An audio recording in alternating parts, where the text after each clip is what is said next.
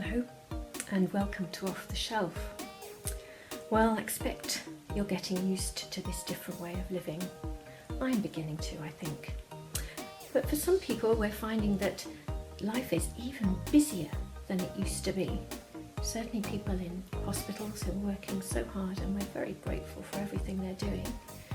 People who are working in care homes. People who are working as delivery drivers. People who are working in shops and supermarkets so that we can get the food that we need. And people who are helping to keep clearing our rubbish. Some are working really, really hard and long hours. But other people are finding that life's really not very busy, and it's much slower than it used to be. We're not rushing from one place to another in quite the same way. We're certainly not able to travel as fast as we were travelling before. And for some, people are feeling a little bit bored. So people are experiencing different things in this different time. And I want to tell you about a group of people in the Bible who also experienced a very different time. These people were not people who were shut into their houses like we are, but they were shut outside their houses. They were driven away from the houses and the homes that they'd been living in, from the country that they were living in, where they had been treated very, very badly. And they were sent off to a new country, or to find a new country, a new home. But that involved a long journey through the hot desert. And for some, that meant as they travelled that they were busier than they'd ever been before, because they were having to pitch tents and make meals for all the hundreds of people that were involved in this long journey. But for others, life was a bit boring because they were having to sit around waiting all the time for other people to catch up, or waiting for their meals, or waiting for the tent to be pitched, ready so that they could have their night's sleep. And these people travelled through the desert, and if you know anything about deserts, you'll know that there's not very often very much fresh water, and it's difficult to find food. But amazingly, they found that God provided for them. They found that fresh water came out of rocks that didn't look as if they had any water hidden behind them. They found that in the mornings there was a lovely, sweet, honey-flavoured little biscuit-type substance on the ground that they were able to collect and have for their breakfast. And then in the evenings, they found that nice, big, fat, juicy quail were landing near their campsites, and they were able to catch them and cook them for their evening meal. And so they found that God was providing for them. He even provided for them at night time when they sometimes had to travel, and there was a big bright light that shone in front of them, and they were able to travel and follow that big bright light. And it kept them safe. It helped them to know where they were going, and they weren't wandering round and round in circles. But in the daytime, that light wouldn't have been any good, and so they found that God provided a column of cloud that was able to lead them through the desert and help them to find their way on this very, very long journey. So amazingly, God did provide for them, but because life kept on and on over many years being unsettled, some people got very frightened. And when people are frightened and anxious, sometimes that can result in people getting upset and angry and starting to complain. And that's certainly what happened to these people.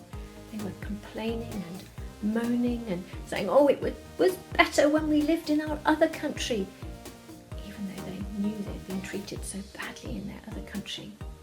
But they couldn't bear the thought of having to keep on going in this long journey that they were on. But eventually they arrived and things settled down and they were grateful. But I think we're tempted at times when we get anxious and frightened and lonely and not sure where things are going. We're sometimes tempted to start complaining and grumbling. And I've found one of the best things to do in a situation like that is to think of things to be thankful for. And I want to show you a little way of making a collection of things to be thankful for. I want to collect some paper from off my shelf. So, another piece of scrap paper.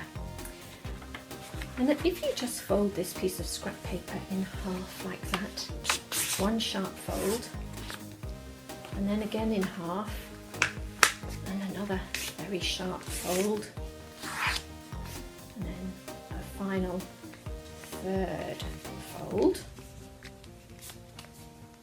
Again, make it as sharp as you can, and open it up, and on the side where the fold is, not where the opening bit is, take a pair of scissors and cut into the middle.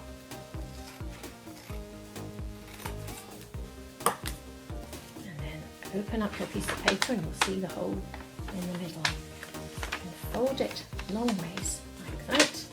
Again, keeping it a nice sharp fold. And then when you push it together,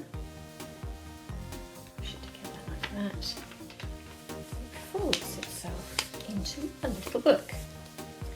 Now I'd like to suggest that you think of things that you could write down in a little book like this.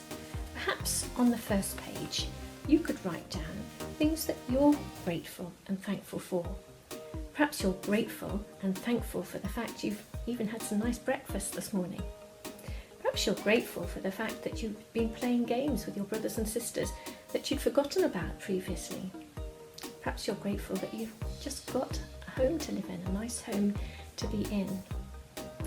Perhaps you might even be grateful that you're able to look out of the window and see the sun and watch the birds. Then you could draw some pictures around on the other side to illustrate what you've written.